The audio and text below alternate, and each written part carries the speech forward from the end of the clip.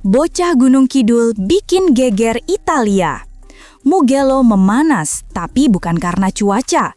Dunia balap dibuat terpana oleh anak muda asal Gunung Kidul Indonesia, Veda Ega Pratama. Di ajang Red Bull Rookies Cup 2025, bocah ini menggebrak sirkuit Mugello dengan kemenangan ganda alias double winner. Sabtu dihantam, Minggu dibabat. Dua kemenangan back-to-back yang tidak hanya mencetak sejarah untuk Indonesia, tapi juga mengguncang pedok Eropa. Balapan pertama ia kuasai lewat strategi dingin di lap akhir, lalu race kedua ia kunci dengan dominasi total. Nama Veda Ega Pratama langsung trending di kalangan pemandu bakat Moto3, Moto2, bahkan beberapa manajer MotoGP disebut mulai melirik. Tapi siapa sebenarnya bocah ini? Dari mana datangnya nyali sekeras baja itu? Siapa sangka sang pembalap ternyata dibesarkan bukan di kota besar, tapi di perbukitan selatan Yogyakarta. Cerita Veda bukan sekadar soal menang. Ini adalah tentang ambisi, tekad, dan warisan keluarga balap yang berdenyut di setiap putaran bannya. Dan kalau kamu pikir Mugello adalah puncaknya, tunggu dulu, ini baru permulaan. Veda, anak super dari Gunung Kidul.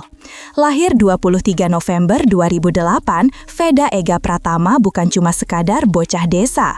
Ia adalah simbol revolusi motorsport Indonesia. Lahir dan besar di Gunung Kidul, Yogyakarta, daerah yang lebih dikenal karena goa dan pantainya, bukan trek balap. Veda sudah menunjukkan ketertarikan ekstrim terhadap motor sejak kecil. Tapi bukan karena tontonan di YouTube atau game.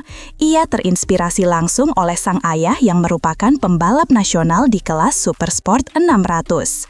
Sejak usia 5 tahun, Veda sudah mengendarai Mini GP. Dan ketika anak lain masih sibuk main layangan, Veda sudah punya helm, wearpack, dan sirkuit latihan pribadi.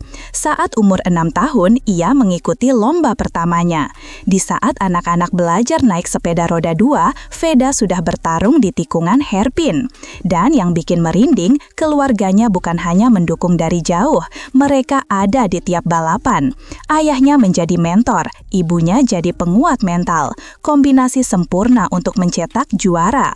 Bukan sekadar anak ajaib, Veda adalah hasil tempaan bertahun-tahun dari keluarga yang tidak hanya cinta balap, tapi hidup untuk balap. Di balik ayah yang bukan main, di balik helm dan kecepatan ekstrim, Veda adalah produk dari latihan keras dan kedisiplinan brutal. Semuanya ditanamkan oleh sang ayah sejak kecil, bukan pelatih biasa. Ayah Veda adalah mantan pembalap kelas Supersport 600 yang tahu betul medan dan bahaya dunia balap. Ia tidak sekedar mengajari anaknya teknik menikung, tapi juga filosofi tentang kesabaran, ketangguhan, dan kerja keras. Saya suka balapan karena sering lihat ayah latihan, ujar Veda. Sebuah kalimat sederhana yang menyimpan lautan makna. Ketika kebanyakan anak takut jatuh, Veda diajari cara bangkit. Ketika pembalap lain frustrasi dengan setting motor, Veda sudah terbiasa bongkar pasang mesin sejak belia. Dia belajar bahwa podium itu bukan milik pembalap tercepat, tapi milik yang paling konsisten dan tahan banting. Setiap pagi latihan fisik, setiap sore latihan simulasi, weekend balapan, tidak ada jeda, tidak ada kata capek, dan sekarang hasilnya terlihat di sirkuit Eropa. Bukan hanya cepat, tapi punya DNA juara, sesuatu yang tidak bisa diajarkan di sekolah. Dari Asia Talent Cup ke arena dunia, 2023 jadi titik balik Veda. Di tahun itu, ia tampil di Asia Talent Cup, ajang pembinaan paling ketat di Asia. Di sana, Veda bukan hanya belajar cara menang, ia belajar cara bertahan, membaca lawan, memilih ban, mengatur rem, dan menahan ego di tengah duel tikungan. Ia bertarung dengan pembalap terbaik dari Jepang, Thailand, Malaysia, sampai Australia. Setiap race adalah peperangan mental, dan disinilah Veda mulai terlihat berbeda. Dia bukan hanya pembalap cepat, tapi juga cerdas. Ia tahu kapan menyerang, kapan menahan diri, dan kapan harus mengorbankan podium demi poin. Banyak yang bilang Veda punya insting seperti pembalap senior, bahkan pelatih asing menyebutnya anak ajaib dari Asia. Dan betul saja, performa di Asia Talent Cup membawanya direkrut ke Red Bull Rookies Cup 2024, lalu lanjut ke 2025. Bukan jalur yang mudah, tapi Veda melaluinya dengan nyali sekeras baja. Dari pedok Malaysia ke garasi Mugello, dari anak Asia jadi ancaman di Eropa. Idolakan Casey Stoner, bukan Marc Marquez. Saat ditanya soal idola, Veda tidak menyebut Marc Marquez, tidak juga Valentino Rossi, tapi Casey Stoner, juara dunia MotoGP asal Australia yang terkenal karena gaya balap liar namun presisi, serta karakternya yang pendiam tapi mematikan. Saya ingin jadi pembalap MotoGP pertama dari Indonesia dan jadi juara dunia, tegas Veda. Dan pilihan idola ia menunjukkan banyak hal. Veda tidak sekadar ingin terkenal, ia ingin efisien, efektif, dan mematikan di lintasan. Seperti Stoner, Veda tidak banyak bicara, tapi ketika gas dibuka, lawan hanya bisa lihat buntut motornya. Ia belajar dari Stoner cara menaklukkan motor yang sulit dikendalikan, menghafal lintasan dalam waktu singkat, dan tetap tenang meski di bawah tekanan. Banyak pembalap muda jatuh karena terlalu ingin tampil, tapi Veda fokus. Ia tahu kapan harus bermain cerdas dan kapan harus menggigit keras. Sebuah pola pikir juara yang tidak umum di usianya yang masih remaja. Idolanya saja killer, jadi jangan heran kalau anak ini bermental petarung sejati. Sirkuit favorit Motegi, bukan Mugello. Meskipun membuat sejarah di Mugello, sirkuit favorit Veda justru bukan trek Italia itu.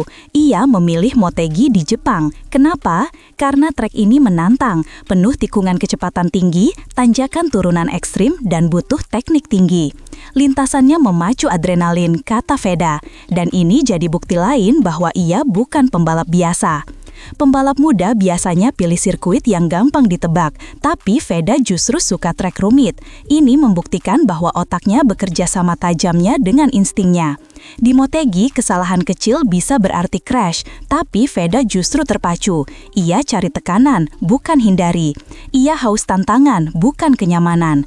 Dan inilah mentalitas yang bikin tim-tim Eropa mulai melirik. Mereka tidak hanya lihat catatan waktu Veda, tapi juga cara dia bicara, berpikir, dan memilih resiko.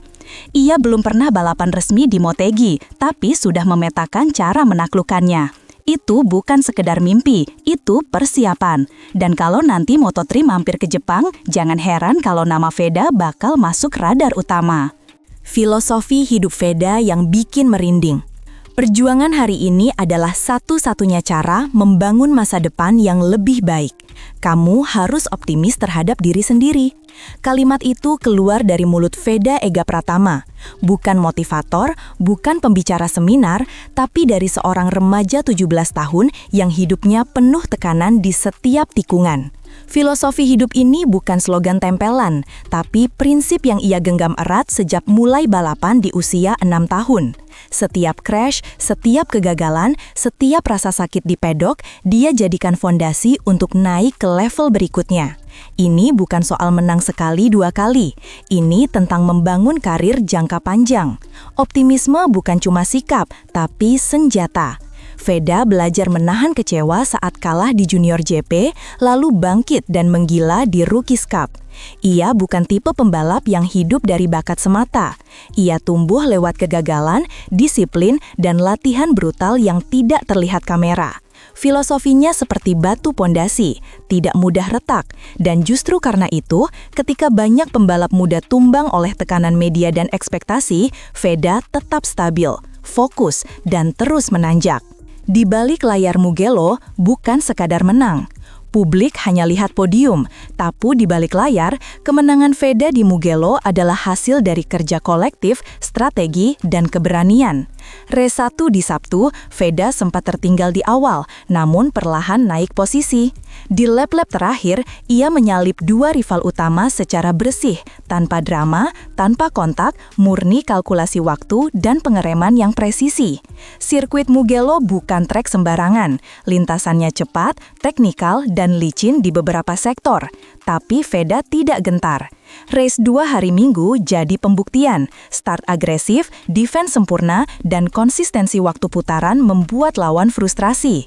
Tapi yang tidak semua tahu, malam sebelum race kedua, Veda dan timnya berdiskusi hingga larut malam membahas strategi angin, tekanan ban, dan gear rasio.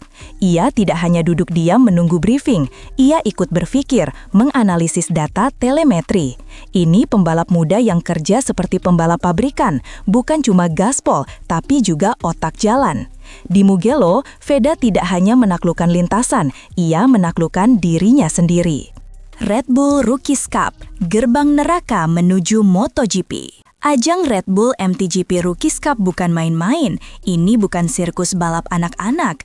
Ini adalah arena gladiator muda, tempat pembalap paling berbakat dari seluruh dunia adu nyawa dan mental. George Martin, Pedro Acosta, bahkan Johan Zarco, semuanya jebolan ajang ini. Dan sekarang, Veda Ega Pratama sudah resmi masuk jajaran elit itu. Double winner di Mugello bukan sekedar catatan statistik, itu adalah peringatan bagi seluruh pesaing bahwa ada anak Indonesia yang siap merebut kursi Moto3 tahun depan. Di pedok Red Bull, pembalap diawasi langsung oleh pemandu bakat dari KTM, Honda, dan tim-tim dunia. Mereka cari siapa yang punya killer insting, dan Veda menunjukkannya. Di Red Bull Cup tidak ada slipstream grafis, semua harus diperebutkan.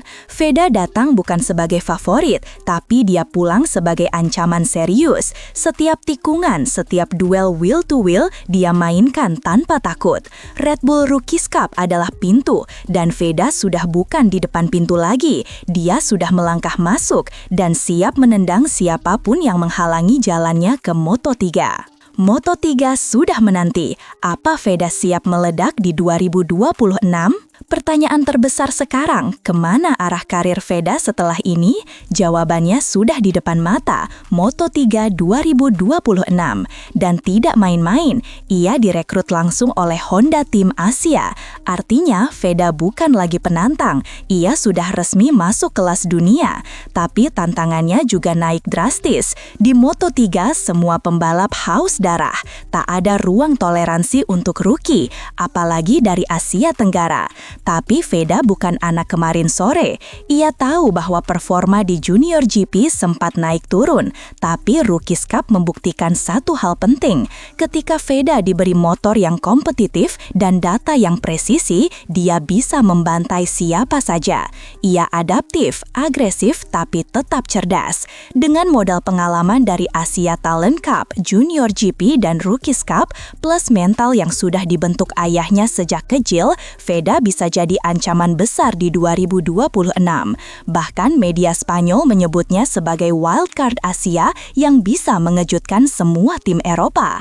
Apakah dia akan langsung pecah seperti Pedro Acosta atau justru perlahan membangun dinasti seperti Bagnaia? Satu yang pasti, dunia akan segera mengenal nama Veda Ega Pratama.